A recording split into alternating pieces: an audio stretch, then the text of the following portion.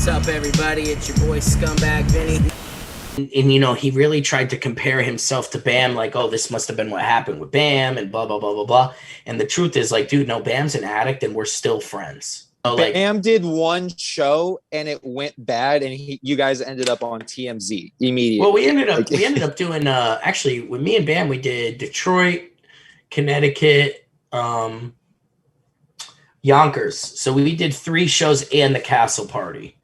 So the Detroit show's on YouTube. He was drunk, so it was a real mess. But it was a success in the sense that it happened. You know, the Connecticut show, which happened to be the one in my home state, was in Bridgeport at the Bijou Theater, and we sold 200 tickets, sold out the theater. And let me tell you something, dude. Me performing stand-up in front of everybody I ever knew in a theater like that, I never heard a reaction like that loud because it echoed. And Bam walked in mid-set, and I drove from Bam's house that night, and I took what I thought was Bam's mom's car. Bam got there and took paint, industrial paint, and wrote Vinny Beedle on the hood of his mom's car. And then they filmed it, and then they brought it into the show. As soon as Bam walked into the theater, everybody went fucking bananas. He got on stage. He said, "What are you doing?" I said, "I'm in the middle of my set." And he said, "Well, you finish that and I'll come back out." And then, you know, the fans were really, really into me, especially the people that didn't know me and were there for Bam at that point, you know? So then I got to finish my set. We did a couple other things, let a couple other people come out. And then Bam came out, and we plugged in his computer, and he plugged in the video he just recorded. And he showed people the prank that he played on me, and basically said, you know, every time April sees this, she's going to motherfuck who's Vinny Beedle. Well, for like the next year and a half at Castle Bam and like surrounding like his mom's house stuff, everybody would ask who I was, you know, because the fucking, you know, the car's paint's not coming off. That's such great advertisement. Bam's mom's car has my name on it. Yeah, it's pretty cool. It's a cool story. But the show was fucking kick ass in Bridgeport. It was the model. I do have a little bit of film from it. It was the model of what it could have been. I am grateful that it was done in my home state. That way, if nothing ever happens, the people that I grew up with that I know truly know that I got to the point where I made it, you know, because that show culminated my comedy, everything that we had been through together, me and Bam, until that point, and that show had been a success. Afterwards, we got to kick fans in the balls and slap them in the face. And I do have kind of a bombshell from that show that maybe you could clip for the other channel. So that night, there was a girl in the audience who was in love with Bam so much, and seeing Bam before the show, and I guess seeing that Bam was with Nikki, and Nikki had baby Phoenix with her, and the girl lied and called Bridgeport police and said that she went into the green room and Nikki was doing cocaine in there. Well, Nikki wasn't even in the green room, but the girl was saying that to try to get police to come and fuck with her, you know? Well, police ended up showing up to the show, and I have a comedian on stage. I run to the front of the theater, and I am literally screaming at a police officer with the top of my lungs that this is a famous person's wife, and that the show has been broadcasted to 2 million people on his Instagram, and that fans are going to be calling it all kinds of things. You know what I mean?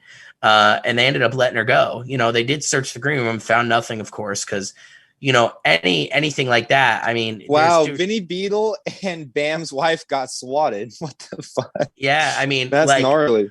Well, yeah, I mean, like I saved her. I'm not gonna lie. I mean, we're good now, and I don't know if she's really angry at me now. I doubt she is. We've had good conversations in the last year, but I don't know if she ever, even when she was mad at me, I just don't know if she ever really remembered that, because like I could have easily been arrested, you know, just from talking to the cop the way I was.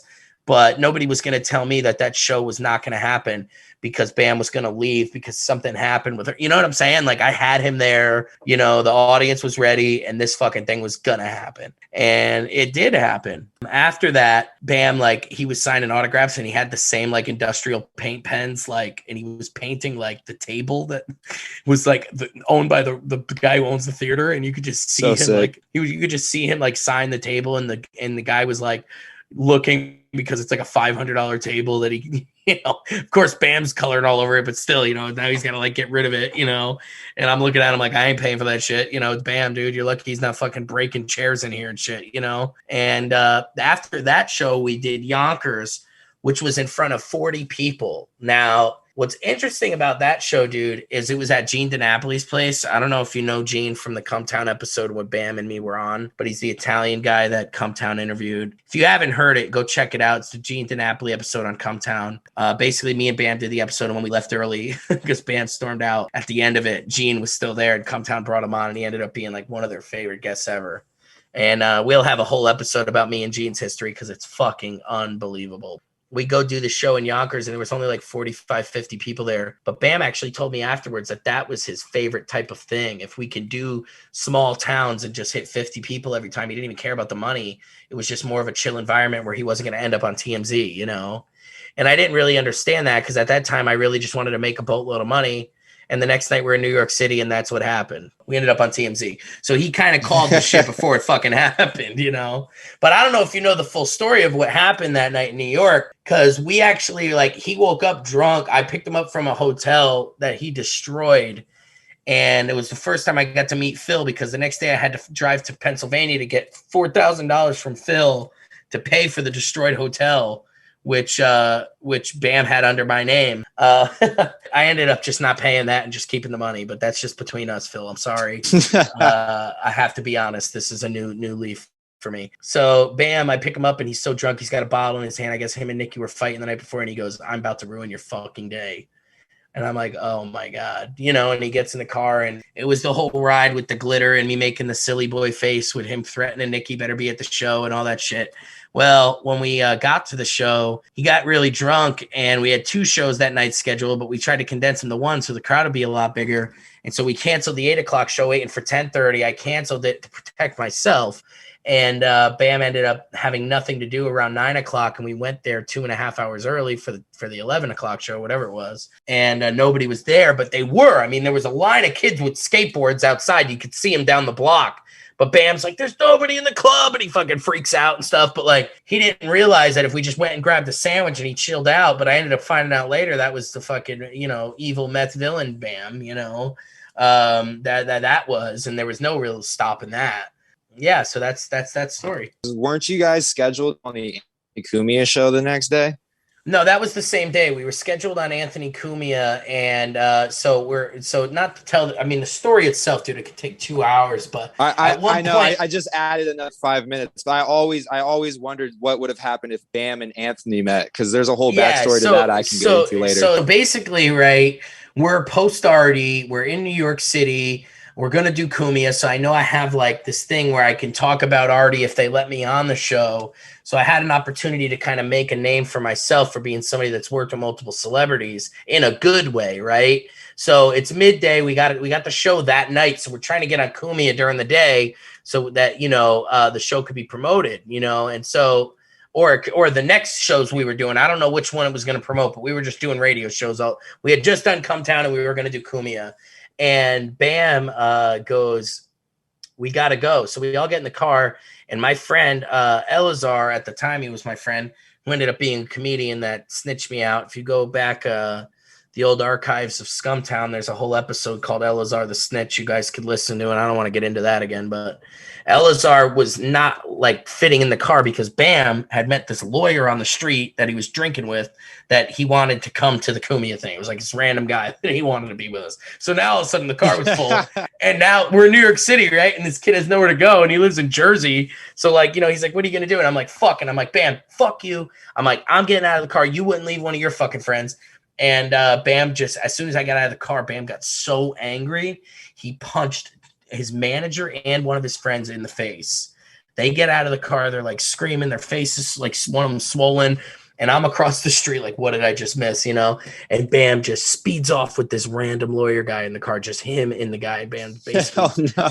So I'm like, fuck, we got to get Bam's mom's car. We got to hit it. We had another car. We got to hit it to Cumia. That's where they're going. So me, Bam's manager, and Elazar get in the fucking car, and we hit it to Cumia. And I run upstairs, and I open the door to Cumia, and they're filming the show, and Bam is not there. I don't know where the fuck he went, but he did not go to the show. And as soon as I walk in, you just hear Cumia go, "Oh, well, Bam's people are here, and they're looking for Bam, so that's not a good thing." I mean, you know, if I'm fucking – but then, you know, the guy's like – Keith's like, talking to me, the old producer of the show, and he's like, "Aren't you that kid with Artie?" And they gave me, an Artie T-shirt with an autograph on it. And I just fucking left. And then he goes, "Oh, it's the kid that worked with Artie." And Cumia actually called me the kiss of death. So that is something to be proud of. That's awesome. I think I need to find that and add that to the intro. Yeah, for sure. I think you definitely do. Yeah. So after that, I go back and park at the hotel where we were. And I get out and Bam's just wandering around the street, asking where Street Ho is, which was what he was calling his wife that day. and I just was like, Bam, what the fuck, man? Like, I thought we were going to do Cumia. And he's just like yelling about his wife and stuff. I actually truly believe that even though he was on drugs and alcohol, like he had some kind of like idea what he was doing, because there's one video of him where he talks about Nikki taking his room key. His credit card, so he couldn't check into the hotel. And that, he's like, I don't have my credit card. She, like blah, blah, blah. And that was like a video he posted to Instagram. And he didn't even realize that his credit card was mirrored in the reflection of his sunglasses. He was at the bar and paying for a drink. So he had his credit card and could have checked into the hotel. So at that moment, I was like, this guy might be. He just missed his wife. He was in a bad mood. It happens. So we're at the club and we're downstairs, and he's like, Beedle, where is everybody? And I'm like, Bam, we're 2 hours early. And he just goes, I just will never forget him calling me a big fat Connecticut pussy. He's just, we're in the biggest city in the world, right? It's supposed to be our night. We had rumors that Pete Davidson, MGK were going to be there, John Travolta, one of the Ramone brothers. Like, it really was supposed to be crazy. And he just goes, you big fat Connecticut pussy, I'm gonna fucking kill you. And dude, there was like 60 chairs and 5 tables between us in this comedy club. And he starts like Wreck-It Ralph, bro, just throwing the chairs and tables as he's getting to me. And as he's doing that, I just dip and dodge a few tables and I run out of the building. And when I get out into the street, I'm like breathing heavy. And I'm like, holy shit, man. And I turn around and this comedian, Andre Kim, that I'm friends with, was just there. I guess I had booked him on the show. And he's like, dude, we got to get out of here. We have to go to Connecticut. I'll take you home. And I was like, dude, fuck, man. You're right. I am only, 2 hours from home. Thank God I wasn't in like Iowa or some shit. I said, but fuck, I got to get Elazar. And Elazar comes out and he's like, fuck, I forgot my backpack. And I'm like, dude, you fucking idiot. Like, I can only buy so much time before this fucking monster realizes I'm not in the building anymore. And, comes outside looking for me, right? Comes outside fucking looking for me. So all of a sudden, Elazar goes back in. And that's when I realized I had Bam's laptop in my backpack. And Bam has been working on this movie, I'm Waiting to Die or some shit like that, right? Like his movie that he hasn't released in 10 years. In this movie, the only copy of it is on the laptop that's in the backpack on my back. And I want nothing more than to get away from Bam at this point. I don't even know what's going on, but at this point, the TMZ video is being shot.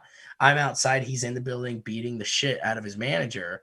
And he comes outside before Elazar does. And I'm like a block down lane. And I just hear Bam screaming, where is Vinny Beedle? Into the streets of New York, And I just go, Bam, I'm over here, you fucking idiot. And he just rages over there. And he's like, you fucking piece of shit. Nobody's here. And he goes to like punch me. And I just like clench up because he's got the rings on. And I'm like, if you hit me, I'm going to fight you, but I'm not going to do it until you hit me. And I just had to like take that first one, and he's sitting there. He's like, and he just like hugs me. And he's like, where is everybody? And he just like throws me, like he was just so upset. Incredible Hulk. Jeez, Bam. You know what else is meth? Yeah. What anyone else is funny as fuck is that like, if this didn't happen, so we're on the way there and his friend that he punched in the face earlier with his manager, there was like this concert going on down the street with thousands of people lined up outside, and the kid's like, yo, Bam, are they here for you? So when we pulled up to this like comedy club in New York, there's like 14 kids waiting outside 2 hours early with their skateboards, but you could just tell that he was done with it. You know what I mean? Like, that was not a good move. I'd much rather him anticipate nobody being there and 40 show up than, you know what I mean, like him remembering his rock star days. But so that was tough to deal with. But after that happened, I ended up like he like put me he walks me over to that giant line of people and he's like, you stand here and you look at what success is. Bam is saying that to me. So he makes me stand there and he goes back across the street to try to like fight Elazar and some other people outside. And dude, he starts chucking drink glasses at me, like 40-yard touchdown passes. And they're splashing in the street and glasses just hitting my feet, but it's not like hurting me, you know. And a security guard from the concert turns around, he's like, hey, tough guy, you want, you know, this black dude's like, you want to fuck around, I'll fuck you up, you know. And Bam's like just holding the middle fingers up to him, you know, because the guy has to leave his post to come fight Bam. And so he's just sticking up the fingers, you know, and I'm just like, Bam, just stop, you know. I'm like, dude, it's Bam from Jackass. Just like, he's like, I don't give a fuck who it is. He's like, oh, fuck that bitch up, you know, like, you know. And then he starts yakking at Bam, and Bam's staring at me. And I don't want to go toward Bam because it'll hit me as soon as I walk over there. But like I'm like a little dog that has to decide between like the people that are keeping me safe and like an abusive owner, you know. And I'm just fucking sitting there like, what do I do? And Bam's staring at me and like he realizes I'm staying on safe harbor. And he's just like whatever. And he just turns around and walks away. And he just that's the whole get my Range Rover, beating up Jack. They get in the car, they leave, and I guess some crazy shit happened on the road back to Pennsylvania for him. But for me, I ended up going back to Connecticut. And the next day I was like, let me go return his computer. So I got the money, you know, from Phil, returned his computer, and all was well for that episode. But Bam doesn't remember that. And every time I explain that to him, dude, he gets so into it and he loves that I remember it. And like, he just realizes we've been through so much together. Cause like, that is some crazy shit right there. I just love the visual of him roaming outside of the comedy club. Where's Vinny? Just trying to hunt you down like a monster.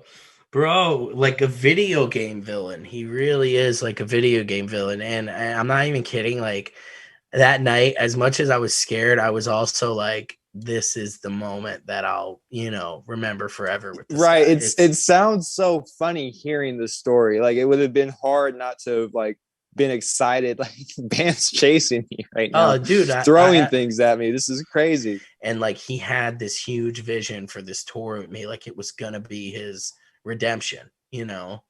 But I also know that when he was in his dark moments, he tried to drag me there as well. So I think that's what made us become closer. So when me and Justin Silva did have conflict and he just ran from it and tried to hide behind Mr. Balenciaga, I didn't feel like we can grow and get past our issues to make it a success, because he wasn't like treating it like real friendship.